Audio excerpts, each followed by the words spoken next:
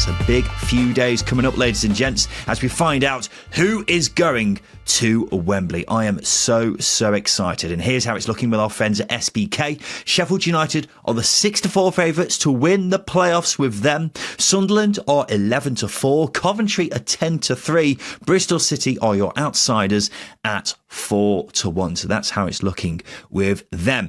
Justin, would you like some playoff stats to kick off the show?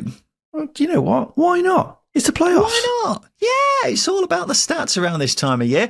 Historically, unsurprisingly, the team who finished third has won the most playoffs, which is great news for Sheffield United, of course. 9 of the last 19 playoffs have been won by the team who finished third. But a bit of good news for Sunderland. Recent history has seen the 4th place side do very well, Peachy. Southampton last season became the 4th place side to win the playoffs in the last 6 years. So a bit of a trend going there in Sunderland's way. Not so good news for Sunderland. The most out of form team in the playoffs rarely wins it. In the last 20 seasons, it's only been won by the 3 sides who had the worst form out of the teams competing, the last one being Huddersfield in 2016. However, it turns out having the best form heading into the playoffs doesn't matter a great deal either. Only 6 of the last 20 winners of the playoffs had the best form of the teams competing. The most informed side this season is Coventry. Here's an interesting one for you, Justin. I bet you would usually say the team with the best defence usually wins the playoffs, wouldn't you? That's my go-to cliche for the playoffs, absolutely. Well, it's not actually that much the case. Only 7 of the last 20 playoffs have been won by the side who conceded the fewest goals in the regular season out of the sides competing in the playoffs that season. 10 have been won by the side who scored the most goals, though. Coventry were the top scorers out of the 4 teams this season competing in the playoffs. Sheffield United had the best defensive record. And finally, Bristol City are the outsiders with SBK. They would have to defy the odds in other ways as well if they are to win the playoffs. That's because only one 6th place team has won the playoffs since 2005. That was, of course, Justin, Blackpool. Yes, absolutely. But no 6th place team has even reached the final since Derby County in 2019. So there you go. A lot of stats just thrown at you, Justin. What do you make of all that? What I make of all of that is it's anyone's game. That's what it feels like. It doesn't matter if you've got the best defence or the best attack. Your best attack does help. I wouldn't say it's a lottery because I think that's too much of a cliche and certainly not true. But it is anyone's game. It's a big reset going into the playoffs. And I think a lot of people disregard that. So it doesn't matter if you're the 3rd place team, or the 4th or 5th place team. It doesn't matter if you're the 6th place team. It can be anybody's game. And I love that. Yeah, that's why we bloody love the playoffs. But we'll have a run through each of the semi-finals now, Justin. We'll begin with our first playoff semi-final, which is the game tonight at Ashton Gate between 6th and 3rd, Bristol City v Sheffield United. Bristol City are your 9-5 favourites to win this one with SBK. A Sheffield United win is 19-10. The draw is also 19-10. First and foremost, Justin, what derby is this? Right, I came up short. I could find nobody. there was a few players, but I've gone with the Matt Hill derby because the guy is just... he's a low-key championship legend, if you ask me. Here's a quick pop quiz for you, actually, Justin. Can you name the player who's played for every club playing in this year's playoffs? There's actually 2, but I'll be stunned if you get one of them. The other one is definitely gettable. I might... I've just realised I couldn't... John Stead. Yes, John Stead. Is the player I was thinking of there. Has played for every club competing in the playoffs this year. He's more notable for his time at Bristol City and Sheffield United. Had a spell at Sunderland, a relatively productive spell at Sunderland, I think, didn't he? Had a very fleeting spell at Coventry. So yes, he's the player I was thinking there. The other one's Simon Moore, the goalkeeper. He's also played for all 4 clubs. But if you got that one, I would have been very, very surprised. That's incredible. John Stead was the go-to here. Oh, yeah, I can't believe I disregarded him. I was looking for a long time, probably more times looking for this player than I did actually my show notes, just to throw that in there. But yeah, John Stead, what a name. Simon Moore, backup goalkeeper for the ages. Love it. Yeah. Yeah, played for all four of these clubs. Incredible. But let's have a look at the game tonight, Justin, because as we were alluding to just a second ago, very much a meeting between the outsider to win the playoffs and the favourite, as is unsurprisingly the case when it's 3rd v 6th. But it's a big occasion for Bristol City, isn't it? It's their first playoff campaign in 17 years. It's a brilliant achievement for them. But why stop at that? Yes, they're not well fancied to win the playoffs, but you don't want to be the guys who are just happy to be there, do you? They need to show everyone they're not just there to make up the numbers. They're there because they flipping deserve it, Justin. They do deserve it. And I think there's probably an element of point proving that needs to be done here from a Bristol City perspective, because they're coming up against a team that have won 90 points this season. So it would not only be a huge boost in confidence going into the second leg if they get a win here, but obviously going into the final if they win the tie altogether. But it's a reminder to the rest of the league that this Bristol City team is a good team. And I don't think Bristol City have had a lot of light shone on them this season. Obviously, Coventry under Frank Lampard have had the Frank Lampard narrative chucked down our throats. Blades have been pushing for the title all season, and Sunderland obviously had a very early title challenge this season as well. So I think there's been a lot of undervaluing of Bristol City, and maybe a bit of head patting as well, which I don't think is particularly fair, because they're a creative team. They're a team that boasts a lot of good young players who are probably going to be willing to take a lot of risks to get Bristol City over the line in this tie. Yeah, I agree with pretty much everything you've said there, Justin. For large parts of the second half of the season, Bristol City have been the best of the rest. The top four has been set in stone for a while, and they've been fifth at various points. I would say, actually, out of the teams outside of the top four, they've been probably the most consistent side. And maybe one of the reasons why they have not been given the credit they deserve by other people this season is because it's Bristol City, a side who have predominantly been a mid-table side. But it's not a fluke or a one-off that they've got here. They've got here because those at the club have been working hard to assemble a talented squad full of young, exciting players. And they've got an excellent young coach in Liam Manning, who's been doing such a good job that other clubs are reportedly showing an interest in him now. So it's an exciting time for the club, whatever happens in the next week. And the supporters know that. We saw the wild scenes at full-time on Saturday with the fans celebrating securing their top 6 place. And with it being their first playoff since 2008, the atmosphere at Ashton Gate tonight is guaranteed to be rocking. I think when you couple the fact that I think Ashton Gate has had some very rare occasions in recent years, naturally because the club has been in transition, they've not been pushing for the top 6 and not really had any skirmishes with relegation either. So it's been a lot of mid-table energy, as we've commentated on over the past few years. So I think that the last big meaningful night at the club probably was the League Cup game against Man United all those years ago, then subsequently the Man City in the semi-final, League Cup semi-final as well. So outside of the League Cup games and obviously league games, the club's going to be craving it. The fans are going to be craving it. This is the big occasion coming to Bristol City in the league, probably since that playoff campaign under Gary Johnson in the late 2000s. This is a big night for the football club, and they're gonna take their opportunity. The fans are going to be buzzing, and atmosphere again at Ashton Gate, as you said, will be rocking as a result of that. Yeah, it's going to be a lively one down in Bristol tonight. I'm really looking forward to it. And if they'd stand any chance of getting past Sheffield United, they have to be getting a result in this first leg, you'd feel. They have to make the most of that home advantage. So that's why this is such a huge, huge occasion for the Robins. It's going to be very tricky, though, Justin, because Sheffield United are the favourites to win the playoffs, as we say. And the reason why is pretty simple. They finished third, 22 points ahead of Bristol City. Oh, it's a big old gap, that, isn't it? So whichever way you look at it, Sheffield United should be winning the playoffs. But there is an elephant in the room here, Justin, and it won't stop talking about Steve Simonson. Sheffield United have competed in 9 playoff campaigns and never won one. I believe that's the most in English football, but it's an astonishing stat, isn't it? And a worrying one for anyone associated with the Blades. Yeah. One of my earliest memories in football, weirdly, is the Sheffield United's playoff campaign in 2003. This is going back some years, obviously. Yeah, I say it was one of my first memories. They beat Nottingham Forest in the semi-final. Because obviously, I had a lot of draw to that. Because obviously, they beat Forest after Forest had a really good year, and then they obviously received the hammering to Wolves in the final. And then to lose, all 8 attempts at playoffs, it's just a weird football hoodoo that cannot be explained. It is a weird one. Obviously, the promotions they've received going to mid-2000s, and Neil Warnock was automatics, under Chris Wilder as the automatics, Paul Heckingbottom as the automatics, after losing the playoffs to Forest, no less. It's a crazy, crazy scenario. But you are right. Sheffield United, they've won 90 points this season. They would be favourites.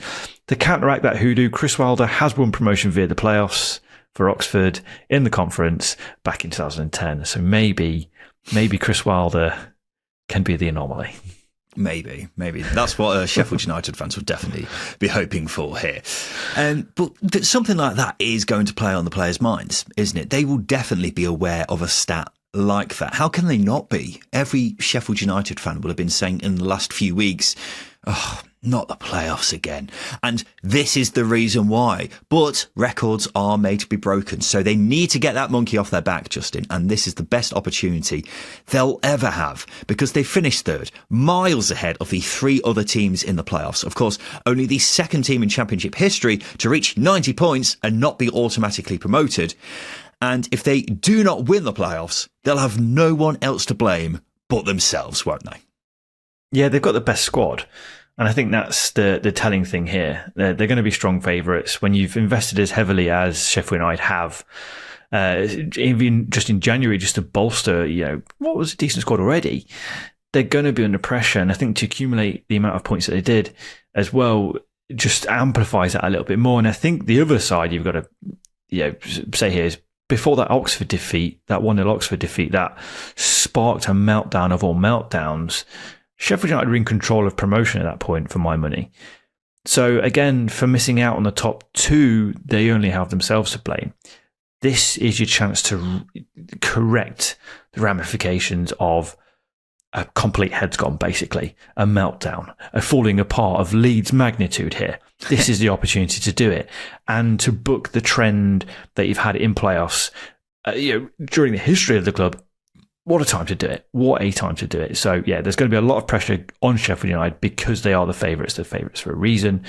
But they've got to take control of their scenario, because they lost control of the scenario earlier on in the season, just weeks ago. Yeah, absolutely right. It's do we call it a bottling if they don't get it over the line? You could definitely make an argument for it, yes, because all the fingers point towards Sheffield United winning the playoffs here. But if they don't, then it will be quite the letdown on their behalf if they don't get it over the line. But look, Justin, it's time for us to reveal the second tier bet builder with SBK for Bristol City v Sheffield United tonight. And just a reminder that SBK, you don't just get an ordinary bet builder with them. They offer you fresh legs as well. Fresh legs means when a player gets subbed, your bet carries over onto the player coming on. So whether you need a shot on target, a yellow card or a goal, fresh legs keeps you in the game. And SBK have been offering this on every championship game all season long, meaning there really is no better place to bet on the second tier. So sign up for SBK right now. New SBK customers will also receive £40 in free bets when they sign up and place a first bet of £10. In addition to that, if you opt in and place a £5 bet builder on Bristol City v Sheffield United, SBK will give you a free £2 bet builder after that match. You could even use that on Coventry v Sunderland the day after. Why not? T's and C's apply. 18 plus, and please gamble responsibly. So look, we make our own bet builders with 4 selections, and that's 2 for Justin and 2 for me. Justin, kick us off. What's your first selection for the bet builder? Gone with Bristol City to have over 11.5 shots. Looking at the numbers, I was quite staggered by it. Bristol City are grossly high shot takers. They really, really are. Despite not having a bona fide striker, if you like, Sinclair Armstrong, Naki Wells, they're not overly prolific. But they've averaged the 5th highest shots per game last season with 13. They're averaging 13 per game. That's level with Sheffield United, by the way. But in 8 of the last 13 games, they've accumulated more than 11.5 shots, which tells me in a home game under the lights, Ashton Gate, we could see some more here. Yeah, I think Bristol City will approach this knowing they have to make the most of this first leg. So they can't afford to be shot shy here. can we? And so backing them to have a few cracks at goal makes sense to me.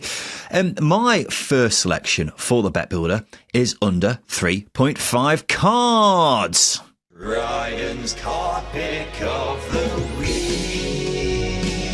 You are absolutely right. I'm going under 3.5 cards, and that's mainly to do with the referee, Ollie Langford. In his last 9 games, he's only had 2 where he's given out more than 3.5 cards. I'm also thinking it's a huge occasion for both these two. They don't want to be diving into too many challenges, particularly if it risks them missing out on either of the next 2 games. So yeah, not a card heavy game, I'm thinking here. Justin, you happy with that? Yeah, Ollie Langford's a referee that I'm intrigued by. Having watched him on the final day of the season, Derby v Stoke, there was a lot of fouls that he let go. So I think he's a referee that's quite happy to let the occasion play itself out, which in a, maybe a closely tempered semi-final, that might be the case. So yeah, good shout. Nice one. Thank you. Let's go to your next selection for the Bet Builder, JP. I've gone with under 2.5 goals. Now, I think it's natural to see cagey games in the first legs. The away sides will want to take the game back to their own ground and be tight and be poised for the return leg. And when you mix that in with 2 of the last 10 playoff semi-final first legs only seeing more than 2.5 goals, I would expect the same to happen here. Yeah, you've stolen my stat, Justin, you bastard. Because that's what I was going to say. Yeah, I often think that the first legs of playoff games tend to be low scoring anyway. Yeah, exactly that. And that's that which you just said there. Pretty much sums that up, doesn't it? So, yeah, that makes a lot of sense. And finally, the final selection for our Bet Builder. Full-time result to be a draw. Yeah, I'm struggling to convincingly back either side for this one. And when that's the case, a draw is always a good shout, isn't it? I mean, SBK seem to think it's going to be a draw as well, with Bristol City and Sheffield United being similar odds to win this game. And the way I look at it, I think a draw's an okay result for both of these sides, really. Sheffield United will happily take that back to Bramall Lane with the scores level. I think if it gets to 10 minutes remaining in this first leg and the 2 are drawing, Bristol City will look at it and go, you know what, a draw's not too bad, actually. They definitely don't want to be going to Bramall Lane a goal behind, so they don't want to be taking any risks if that is the case. So they may look at it and say, we'll take a draw. That hopefully means we'll get the job done on Monday. So yeah, a draw's the most logical result in my book here, Justin. Yeah, I think it'll be a tough game for Sheffield United. So I think a draw is probably the most reasonable outcome. I think interestingly as well, Bristol City are unbeaten in their past 8 home league games heading into this. And actually only Leeds, Burnley and Sheffield United have accumulated more points at home than Bristol City this season. So Bristol City's home form is very, very good. But they've got to break down a decent Sheffield United side. Defensively, they are a very decent outfit, very good outfit. But like you said, I think a draw is always a likely scenario in a cagey first leg. So definitely one of the nicer options. Oh, yes, I think that is absolutely true. Right, let's go on to our selections then. Just a quick recap of what we've got here. We have got Bristol City over 11.5 shots, under 3.5 cards, under 2.5 goals. Full-time result to be a draw. A £5 stake on that Bet Builder returns £67.50. But remember, if you don't fancy our Bet Builder with SBK, you can create your own Bet Builder from a range of markets. T's and C's apply, 18 plus, and please do gamble responsibly. Well, we've talked about how we think the first leg is going to go, Justin. While we're here making some predictions, we may as well discuss the tie itself and who we think is going to win and therefore be on their way to Wembley. So go on then, Justin, get them out, stick them on the table. Who are you going for? I'm sticking Sheffield United on the table. Why not? I mean, taking it back to Bramall Lane's the important factor I'm playing in here. I think it's worth noting as well that Bristol City are winless in the last 7 games against Sheffield United and haven't beaten them since 2019. So, yeah, it's going to be an interesting one. Bristol City as well have played 5 playoff campaigns previous to this one. I've never won promotion via them. So their playoff record's also a bit sketchy. So who's got the worst playoff record here? Is it Sheffield United or Bristol City? Or who's got the, who's going to break the hoodoo? Who's going to break the jinx, the curse beforehand? Is it Bristol City or Sheffield United? So, yeah, for me, I think with the squad that Sheffield United have, the league form that they've obviously boasted this season, they probably have the edge over the Robins for me. Yeah, I'm going to go Sheffield United as well. First and foremost, Sheffield United are the better side. that's obvious. They finished 22 points ahead of Bristol City. So they need to make that quality count. And over 2 legs, I think they will.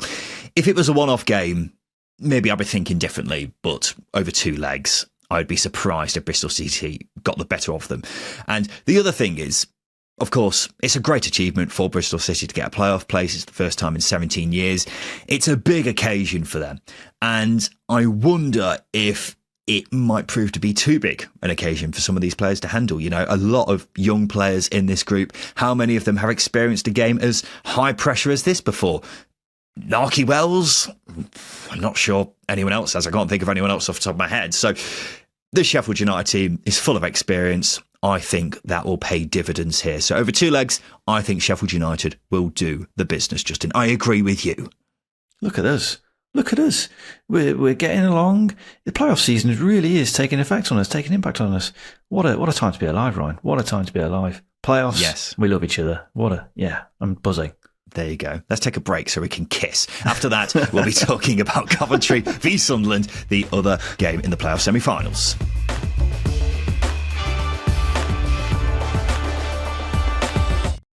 Welcome back to the Second Tier podcast. This is our playoff preview, looking ahead to the 2 semi-finals. We've just covered Bristol City v Sheffield United, as you'll be very aware. Now it's time for us to look at Coventry City v Sunderland.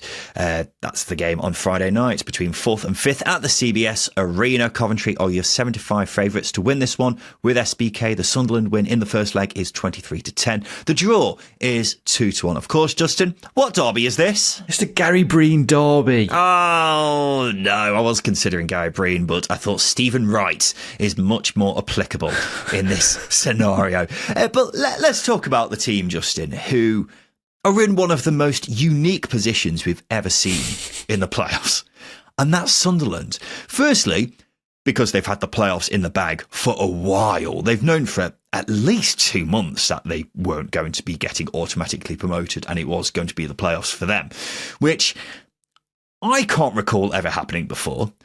But the other thing is, they've had the worst preparation possible for the playoffs. Over the last 10 games, only Preston have won fewer points than Sunderland. They've lost 5 games on the bounce in the lead up to this. It's unsurprisingly the worst form any team has ever had before a playoff campaign. Astonishing numbers, Justin. Oh, God. It's ridiculous, isn't it, to be in this scenario from a Sunderland perspective, given that they've been so comfortable for so long in the playoffs. And I think, tellingly, obviously they've lost the last 5 games in a row, but they've tasted defeat in 8 of the last 17 games since the end of January. So losing has become a bit of a habit for this team. And I know we've spoken about naivety being an issue for this young side. Because they are young, we've got to remember this. They're a very, recruitment-wise, they've gone for the youth. And that's a fair thing to do. But I think it becomes harder to stop a rot like this. And when you're going into such a high-pressure scenario with the playoffs, does that make it worse? That's a question, isn't it? It's a hard question to answer. Yeah, well, they've been shocking for weeks, haven't they? It's not even just with their results. The performances have been so bad. They've been a shadow of the side we saw earlier in the season. It's bizarre, really, because is it because they've had nothing to play for such a long time, or is it something else? Whatever the case, this team and these players have been well below par. Maybe they've been saving themselves for this occasion. I don't know. Sunderland fans will be hoping that's what they've been doing, Justin. It's an almighty risk, isn't it? Because winning makes everybody happy. Winning makes everybody confident. Winning makes everything better. So if you're losing games heading into the most important games of the season, you don't want to be miserable, do you? You want to go in with a smile on your face, bit of a spring in your step, and at the minute Sunderland are just dragging their legs behind them. They're not really doing anything. It is an ugly situation for the club to find themselves in right now. In, as I say, what is the most important period of this club's recent history, I would say. Yeah, it's one hell of a job that Regis Lebris has got on his hands here, turning the form around when they need it.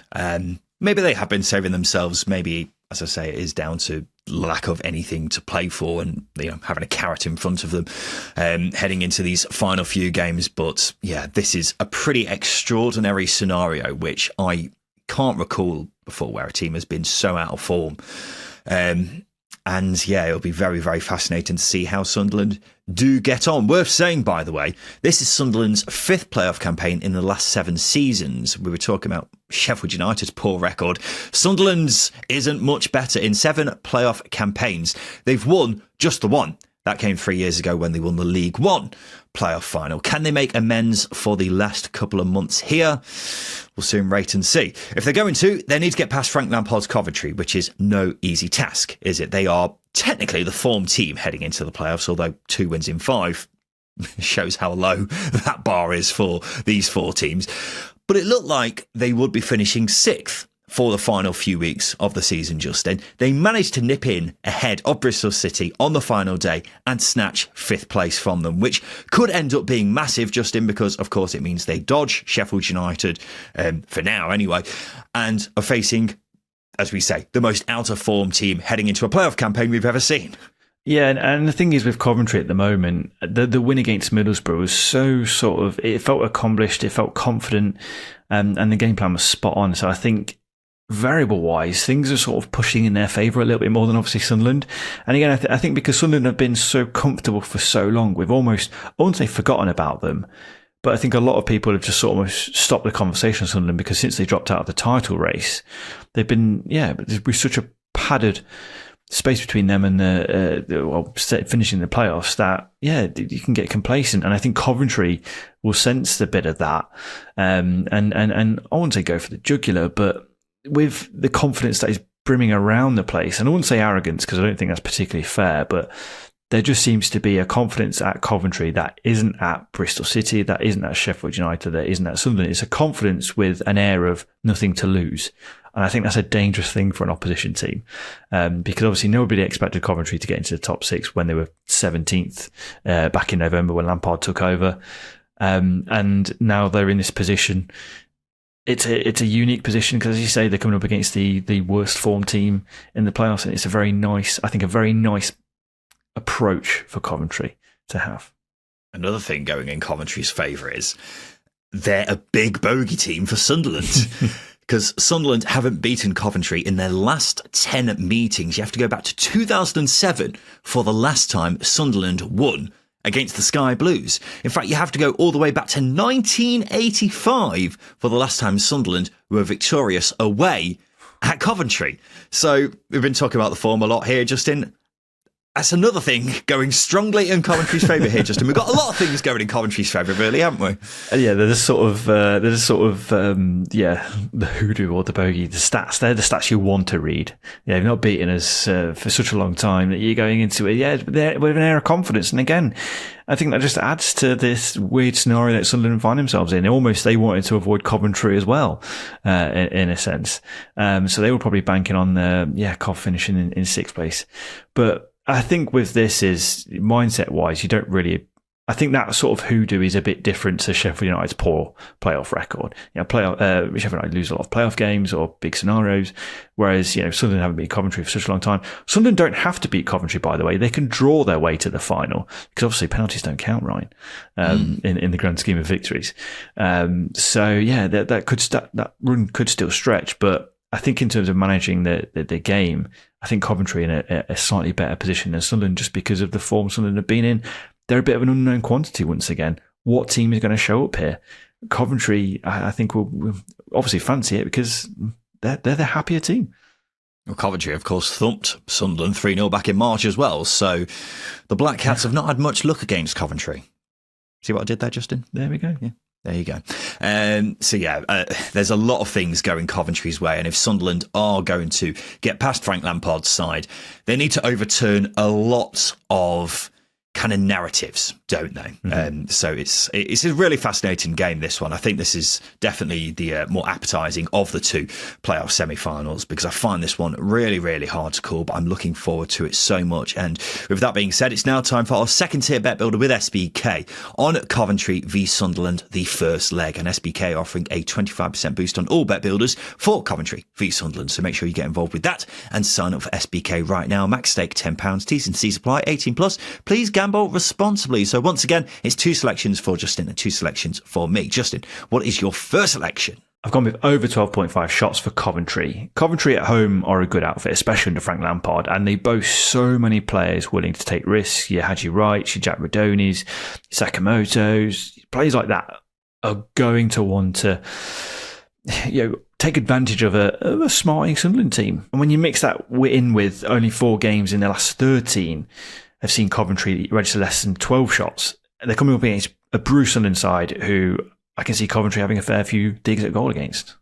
Yeah, well, that makes absolute sense, Justin, because Coventry are going to have to come out and have a real go at Sunderland, aren't they? They need to take a lead to the Stadium of Light, so they'll definitely chance their arm a few times in this one, so that makes sense with me. My first selection for Coventry v Sunderland is Dan Neil to have over 1.5 fouls.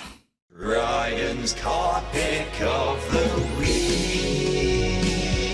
It's not really a card pick, I guess, but you might get a card for just play one of these fouls. I just wanted to play it anyway. Yeah, but the reason I've gone with this is because an opposition centre-mid has committed over 1.5 fouls in each of Coventry's last 4 games. And you can get some very tasty value with SBK for a player to commit over 1.5 fouls. I think the most likely candidate for Sunderland is Dan Neil. He's committed more fouls recently than Joe Bellingham has. So that's my thinking behind this pick. Dan Neil to commit over 1.5 fouls, Justin. What do you think about that? Yeah, when you've got the likes of Matt Grimes, Haji Wright, they're going to attract a lot of fouls.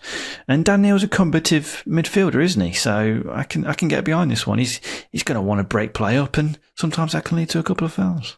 Yeah, absolutely. Justin, what's your next selection for the Bet Builder? I've gone with both teams to score. No, so I'm basically saying both teams aren't going to score here. When you look at Coventry's recent fixtures, we've only seen 2 times of the last 6 where both teams have scored, and it's also only happened twice in the last 10 for Sunderland. When you combine that with the Norwich that only on 3 occasions out of the last 10 playoff semi-final first legs where we've seen both teams to score, I think it's going to be an edgy one.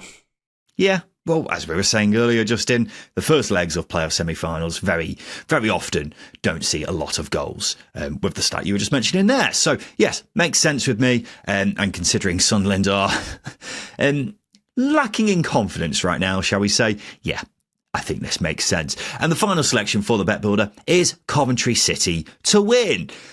Let's be honest, there's not a whole lot going in Sunderland's favour for this game, is there? Form, head-to-head results, their playoff record, it's not too encouraging. So if I was in any way associated with Sunderland, I would be happy with a point. Get that, take it back to the Stadium of Light, hope home advantage sees you through. Whether they can get that is a completely different thing, because they've been so off it for a while, and Coventry enjoy their home comfort. 7 wins in 8 at the CBS Arena. They need to make the most of home advantage, and so I expect them to win the first leg tomorrow night. Justin, do you agree with me? No, I definitely do. I think with the home advantage being in Coventry's favour, I think that plays a huge role, a huge role. And with it being Frank Lampard in the playoffs as well, I know he's only had one playoff campaign, obviously, as Derby manager, but I think that will edge him in terms of confidence heading into this, because he will know how to manage the occasion. Not saying Regis Breeze won't, but certainly as a home leg tie, that might play in the favour a little bit. So our Bet Builder for the first leg of Coventry v Sunderland looks like this. Over 12.5 shots for Coventry. Dan Neil to commit over 1.5 fouls. Both teams to score no, and Coventry to win. A £10 stake on that Bet Builder returns £233. Thanks to SBK's 25% boost on all Bet Builders with 4 or more selections for Coventry v Sunderland. But remember, if you don't fancy our Bet Builder with SBK, you can create your own Bet Builder from a range of markets. T's and C's apply. 18 plus, and please gamble responsibly. So we've said how we think the first leg is going to go, Justin. Let's talk about how we think the tie is going to go overall, since we're here making some predictions. Justin, this is a really, really tricky one to call, but what are you saying for who is going to win the semi-final between Coventry and Sunderland?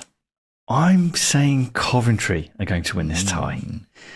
Now, the reason why is I've courted over a lot of sort of suggestions that Coventry are the most confident team out of the 2. Now, with playoffs, I think they become one-off fixtures in a sense, and that really does play a huge role in that. But I think, as I say, with Lampard having experienced the playoffs before, knowing how to manage the occasion, that also plays a role. But actually, I just don't know what Sunderland team's going to show up. I really, really don't. They've been losing a lot of games lately. They have a young squad.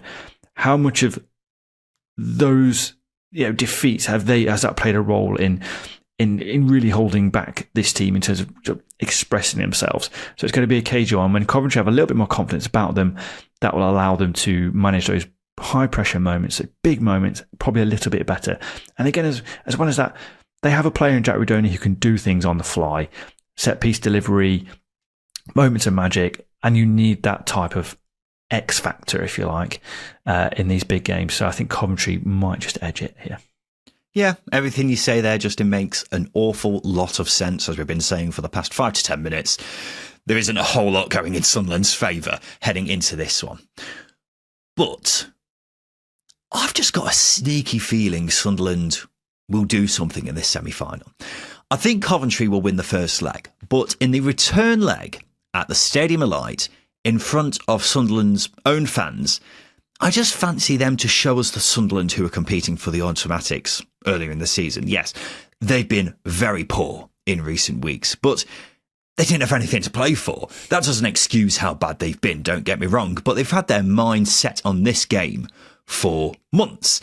Now that it's here, I think they'll get themselves up for it, be better than the Sunderland side that we've seen over the last few weeks/months. And we know they've got a lot of talent. We've seen it on plenty of occasions. They've got players here as well who have played in a playoff environment before. Plus, Coventry, they've lost on the road recently to Derby, Luton, Plymouth. A bouncing Stadium of Light is never an easy place to go. So yeah, I'm predicting a narrow Coventry win in the first leg. But I fancy Sunderland to turn it around in the second. Hit me back on that, Justin. You're going to call me an idiot, and that's fine. Well, you are an idiot, but it's a rare thing turning over first leg deficits. It's a very rare thing. I mean, Frank Lampard's got experience of doing it. Obviously, Derby Leeds. I just don't. I'm not sure if this Sunderland team's equipped with the mental edge to do it. And again, I'm speaking purely on the fact that they've lost 8 in 17. Losing is a bad habit. Coventry, of course, not been in the great licks themselves, but they've been winning more games than Sunderland have in recent weeks. So for me, I just think they're in a position where they don't have anything to lose. I think Sunderland have got a little bit more to lose because players could leave in the summer, naturally. And yeah, they've been building up to this big grand finale of a season, and it's just fell away like a damn squib. I just can't see it. No, that's absolutely fine, Justin. I admit it's a bit of a out there call considering everything we mentioned there. But Sunderland aren't a bad side. Yes, they've looked like a bad side in the last few weeks, but surely they can't be as bad as they've been recently when it comes to these two games. So, and got to keep in mind, it's the factor. It's the playoffs, of course. This is where things turn around. I remember this time last year, Justin, where Leeds were awful in the final few games of the season. Then it came to the playoffs. First leg was a bit poor against, I think it was Norwich, wasn't it? Yeah. And then in the second leg, they absolutely blitzed them. Of course, the final didn't go too well, but that goes to show that form may go out the window when it comes to the playoffs. So yeah, I think Sunderland will get the job done here. I've just got a sneaky feeling about it. I might be completely wrong this time next week, but that's just how I'm feeling. Anyway, ladies and gents, this has been our playoff preview here on the Second Tier Podcast, but it's now time for this. All right. Settle down, you lot. It's time for the Craig Bryson pub quiz. You didn't think we were going to do a preview show without doing a CBPQ, did you? Of course it is, Mr. Barman, and this is how it works. I'm going to give Justin 6 clues about a championship player, past or present, each more revealing than the last, and he simply has to guess who it is. They must have made over 200 championship appearances in their career, and don't forget, the Dexter Blackstock rule is in play. Justin, would you like your first clue? Yes, I would. Why not? Great. I have made 204 championship appearances, scoring 60 goals. Jeezy peeps. Wow. Ooh. It's a lot of goals, isn't it? There's a lot of goals. I'll go Jason Roberts. Jason Roberts, okay. It's not Jason Roberts, but good to hear him mentioned. Your next clue is this. I made my professional debut in 2006 at the age of 16 for Genoa in Italy. Ooh. Italy. Genoa. Genoa? Hardly Genoa. I used to hang around with her. Stop with the distraction. Made his professional debut age 16, scored 60 goals. Yeah. Well, he has to be... He can't be English. Well, you'd have thought not if he's No. 16-year-old playing for Genoa. I'm just trying to think of Italian strikers that have graced the championship, and I can't unless he's of a different nationality. I'll go next clue, please. Interesting. Your third clue looks like this, Justin. I recently took part in the Baller League, although I made headlines after forgetting my boots. That's quite a big giveaway if you've been paying attention to the Baller League. Well, you see, Justin, I know you're a big fan of the Baller League. You're watching it every single week, aren't you? So I assumed you'd get this straight off the back of that. Yeah. Yeah. I mean, the only striker I know who's playing in the Baller League is Marvin Sordell. But I don't think Marvin Sordell. I'll guess Marvin Sordell, but I don't think he'd made his debut as a 16-year-old for Genoa. Well, Justin, you'd be surprised to know that's not correct. But you're onto your fourth clue now. It's getting interesting. I have been without a club since leaving Malaysian side Johor Darul Tazim last year, but recently expressed a desire to play again in England. Well, he was 16 in 2006. That would make him 35. Yeah. Have a word. Have you been keeping up with the Malaysian league alongside the time that you're watching the Baller League? Yeah, it is. I consume so much football that I'm such a hipster, of course, that I do follow the Malaysian league quite closely. There's a player that's he's in my head. He's in there. I think the next clue might come up. I don't know. No, I can't even get a striker out now. Give me the next clue. All right. Fifth clue, Justin. You've got two left. I played for 6 clubs across Europe before the age of 22. I then moved to the Championship with Watford in 2012. Of course he did. Of course he did.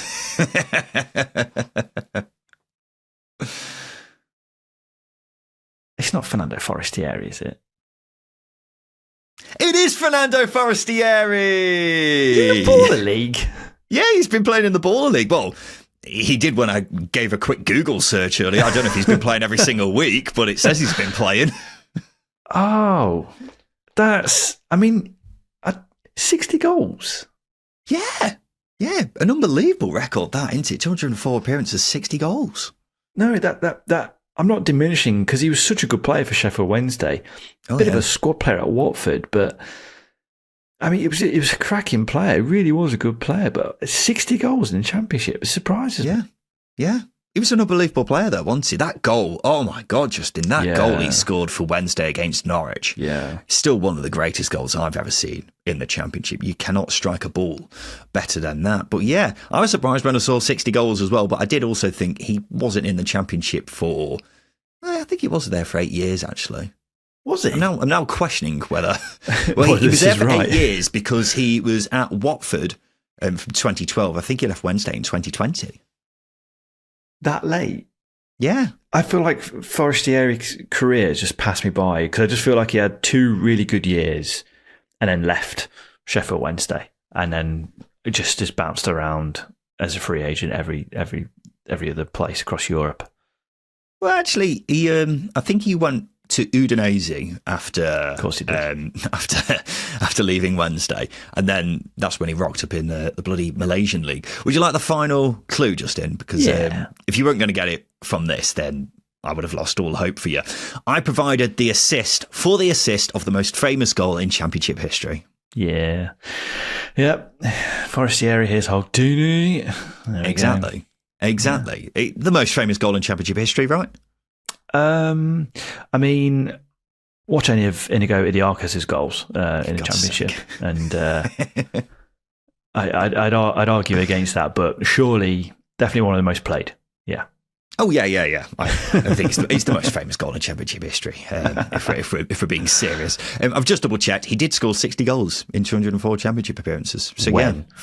phenomenal record. For Wednesday. He did score a lot of goals for Wednesday, didn't he? But still, yeah, it does seem an awful lot. But, yeah, what a player he was, Justin. And Fernando Forestieri is this week's Craig Bryson pub quiz.